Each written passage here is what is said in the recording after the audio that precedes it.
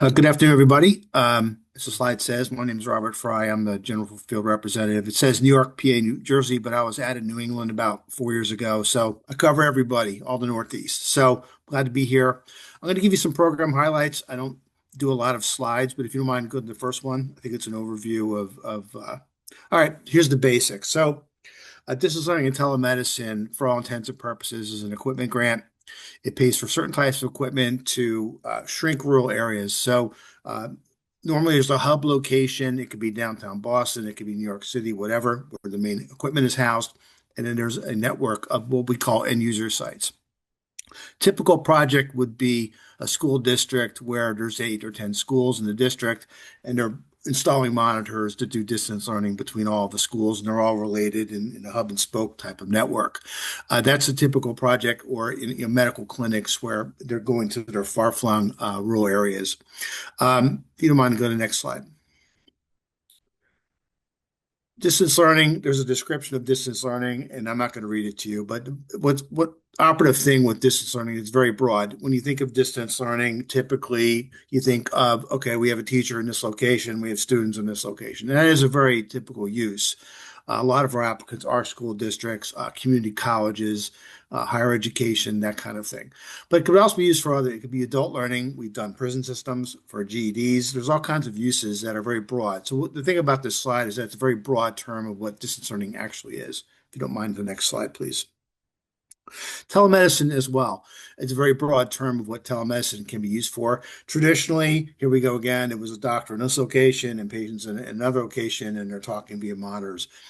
The type of stuff we're paying for now is a lot different. There's a lot more software driven, and there's a lot more in care of people in their homes as opposed to them having to go to a hookup site and patch in.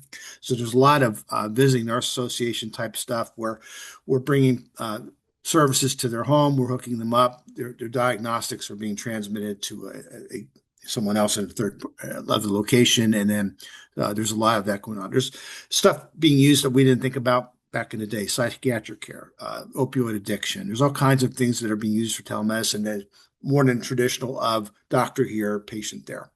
Next slide, please.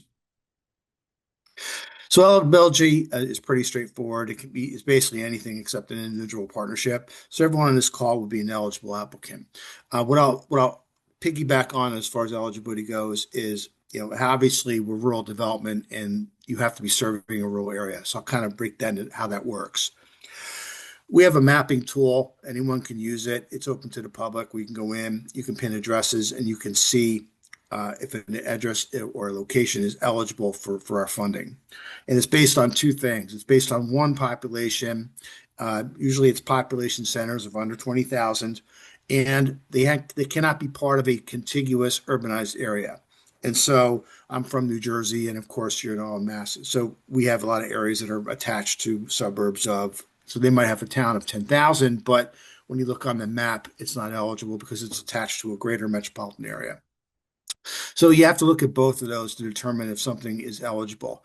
And what they'll do is a rurality calculation.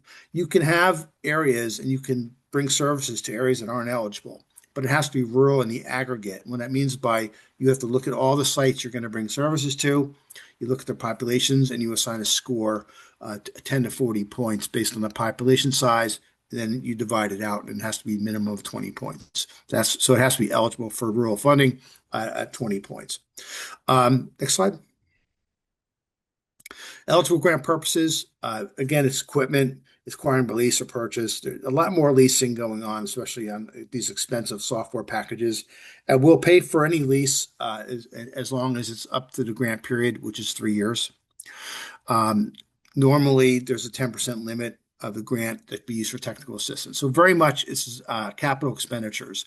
So when you're purchasing equipment or software, it's whatever it takes to purchase it, deliver it, pay tax on it, install it, and to a certain extent, train on it. And so that's what we're willing to pay for. So conversely, what won't we pay for? Basically, rather than throw a bunch of slides up, it's just basically we won't pay for anything that's operational in nature. So we're not going to pay for purchasing a help desk. We're not going to pay for salaries and stuff to maintain the property. They can come with maintenance contracts and warranties, which is fine, but there's a lot of operational expenses which we cannot pay for. Next slide. And this is what you need to submit. Okay. It's grants.gov is the platform. It's open right now. It's an open round. We have a webinar coming up for those interested in applying. We call it an uptake webinar. And what it would walk people through how to apply, what to do, what not to do. And it teaches you all kinds of stuff. Everything from SAMS.gov registration to the proper way to upload things and that kind of stuff. One thing I would add is it's a competitive program, but I don't want anyone to think that because you're in the Northeast, you don't compete. We fund all kinds of projects in the Northeast, not just Maine. We fund them in New Jersey. We fund them in Pennsylvania. We've gotten all kinds of projects funded. So don't assume that because it's rural, but it's not too rural, or you don't have the economic need. What we do is we judge projects on economic need as well, and that's county SAPE data.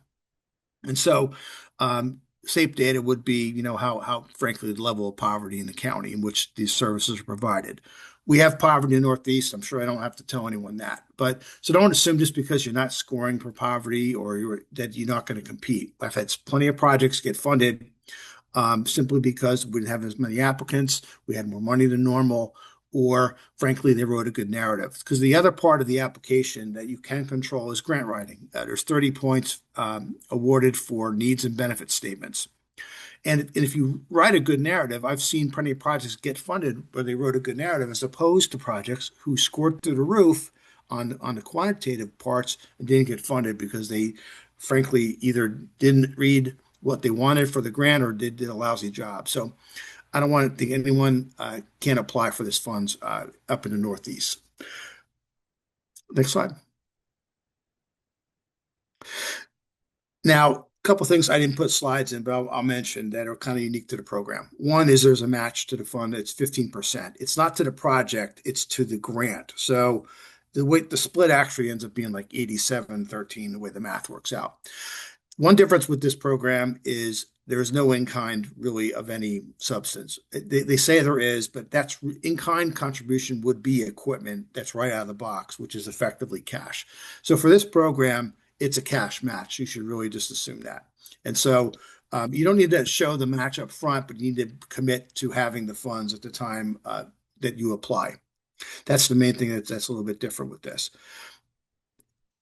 Other than that, that's pretty much the 50,000 foot on this program.